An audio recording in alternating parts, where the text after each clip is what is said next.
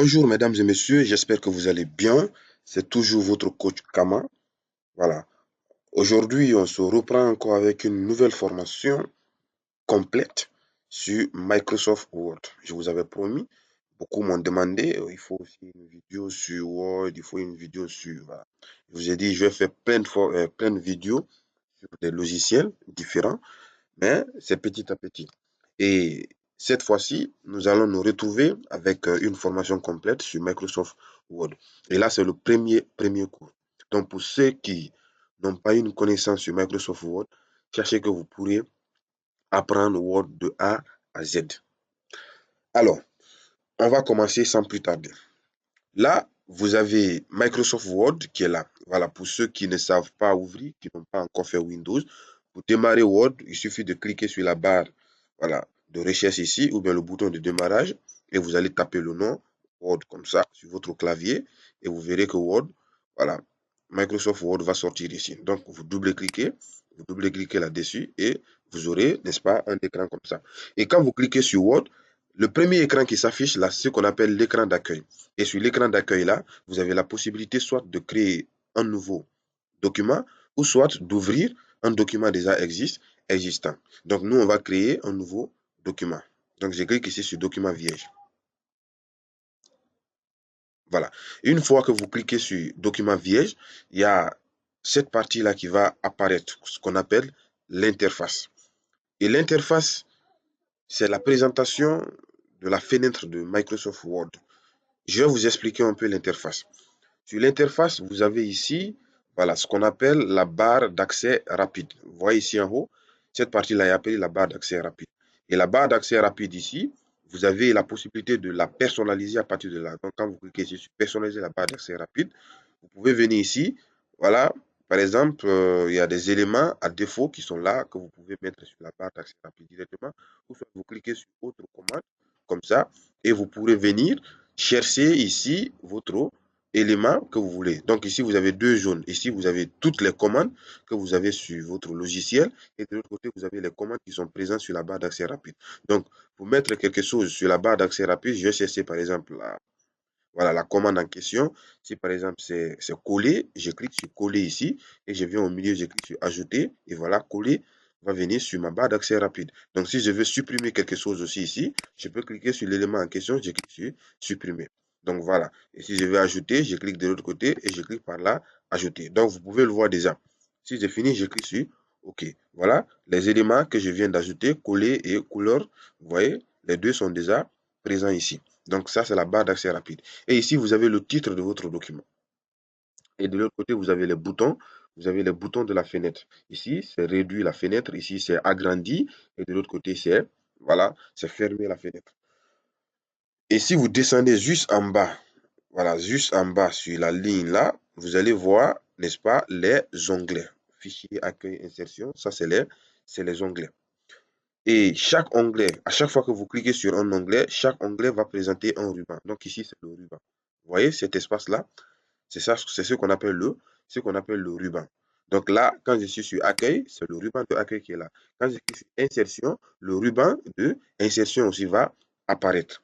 Donc à chaque fois que je clique sur un onglet, voilà, le ruban aussi va changer. Le ruban va changer. Donc chaque onglet présente ici un ruban.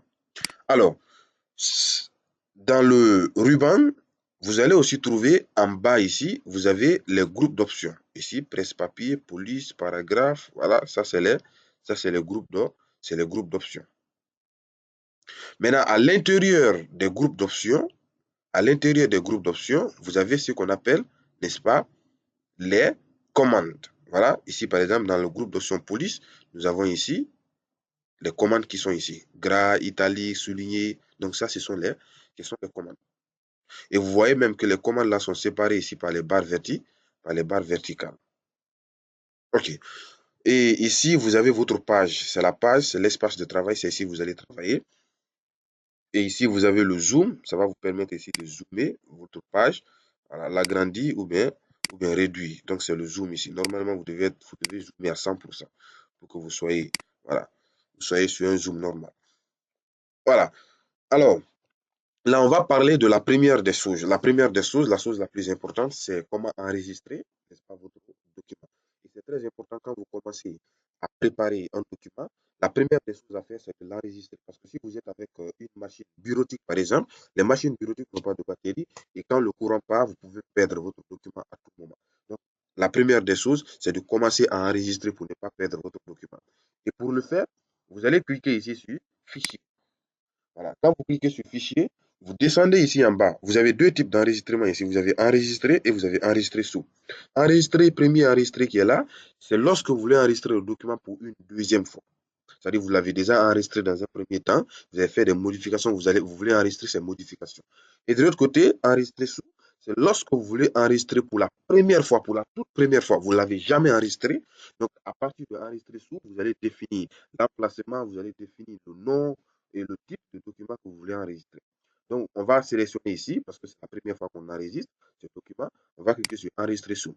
Quand vous cliquez sur enregistrer sous, vous allez cliquer ici sur parcourir. Vous cliquez sur parcourir. Voilà. Voilà. Après avoir cliqué sur parcourir, vous voyez, vous venez directement sur une boîte qui ressemble à votre explorateur de fichiers. C'est votre explorateur de fichiers qui est là. Et la première des choses à faire, c'est quoi? Sur cette partie-là, vous allez chercher à choisir l'emplacement. Où est-ce que vous voulez placer votre document?